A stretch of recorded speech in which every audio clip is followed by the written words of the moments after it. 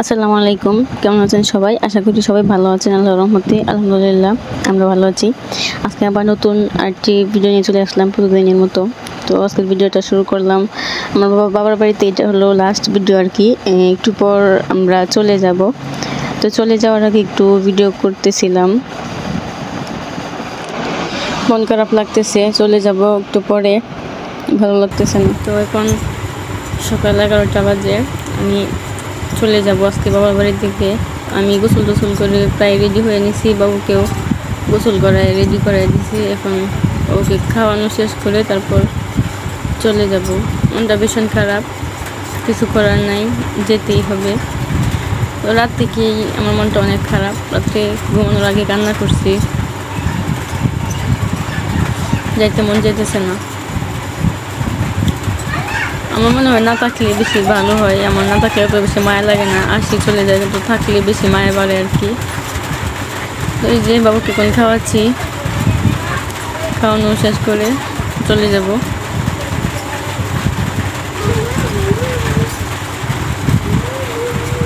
যাওয়ার জন্য রেডি হয়েছি। বাইরে প্রচণ্ড বৃষ্টি হইতেছে। এই যে ব্যাগটা একদম গোছায় রাখছি, কিন্তু প্রচণ্ড বৃষ্টি হইতেছে বাইরে।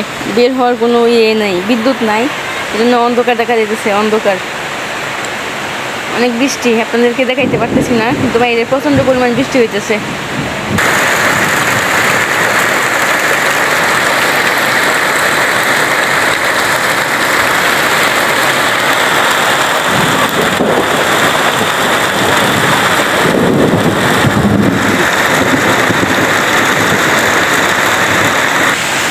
টিনের চালে বৃষ্টির আওয়াজ শুনতে ভালোই লাগে। দেখেন প্রচণ্ড বৃষ্টি হচ্ছে, আমি বুকা পরে বসে আছি। কি বৃষ্টি হচ্ছে!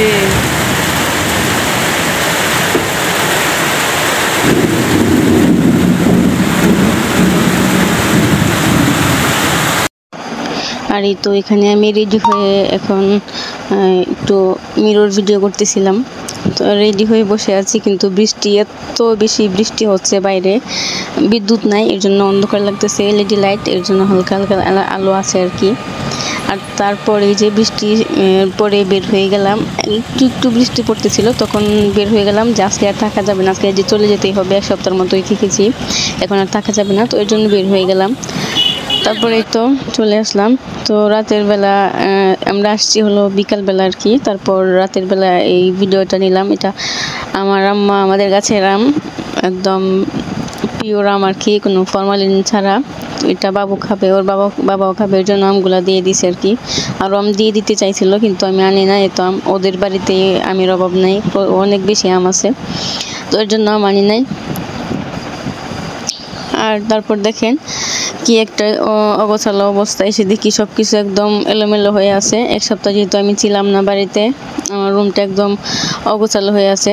তো এই একটা খেতা পড়ে আছে নিচে, এটা ধুইতে হবে, নিচে রাখছি আর কি, কিছু মনে করবেন না। তারপরেই তো আস্তে আস্তে ঘরটাকে পরিপাটি করে নিলাম। তো এটা মেয়ে মানুষ না থাকলে বোঝা যায় যে ঘরের পরিবেশ কেমন হয় আর কি। আমি আমার ঘরটাকে সুন্দর করে গুছিয়ে নিলাম। আর এই যে এটা হলো ইনডোর প্লান্ট, এটা আমি এখানে রাখছি আমার ড্রেসিং টেবিলের সামনে আর কি। তো এখানে দেখি সব সময় রাখতে পারে কিনা, আমার বাবু এটাকে ছিঁড়েও ফেলতে পারে, টান দিয়ে উঠায় ফেলতে পারে, তো দেখি এখানে রাখতে পারি কিনা।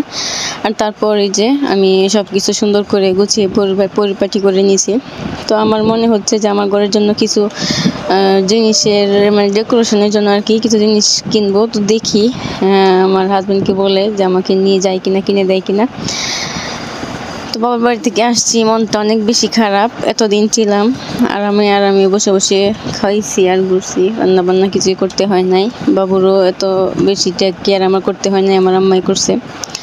আর এই যে এখন বাবুকে একটু সুজি খাইয়ে নিব, সুজি খেয়ে তারপর কে ঘুম পাড়ায় দিব আর কি।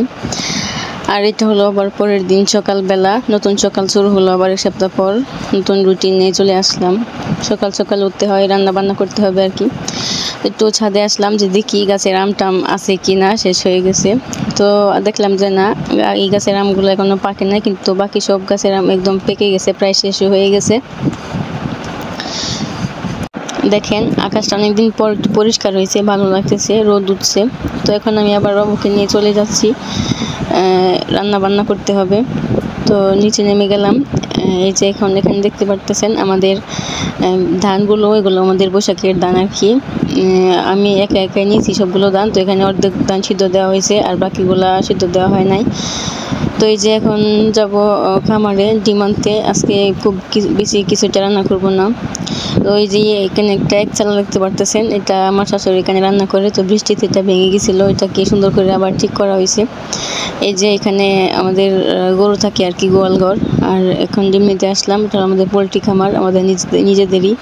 তো এখান থেকে ডিম নিয়ে যাব। আমি এখন বেশি কিছু এটা রান্না করবো না, আমার আম্মা খাবার দিয়ে দিছিল। তো এটা রাতে খেয়েছি, সকালেও চলবে। তো এখন খাওয়ার জন্য হালকা কিছু রান্না করবো আর কি, ডিম বোনা করবো আর আলু ভর্তা করবো।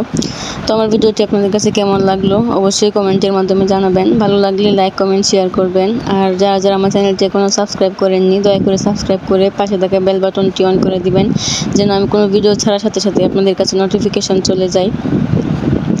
আর যে আপু ভাইয়ের আমাকে সাবস্ক্রাইব করছেন, সবাইকে অসংখ্য ধন্যবাদ। আমার মন থেকে আপনাদের জন্য অনেক বেশি দোয়া। আপনারা ভালো থাকবেন, সুস্থ থাকবেন। তো দেখা হবে আবার পরবর্তী কোনো ভিডিওতে। আল্লাহ হাফেজ।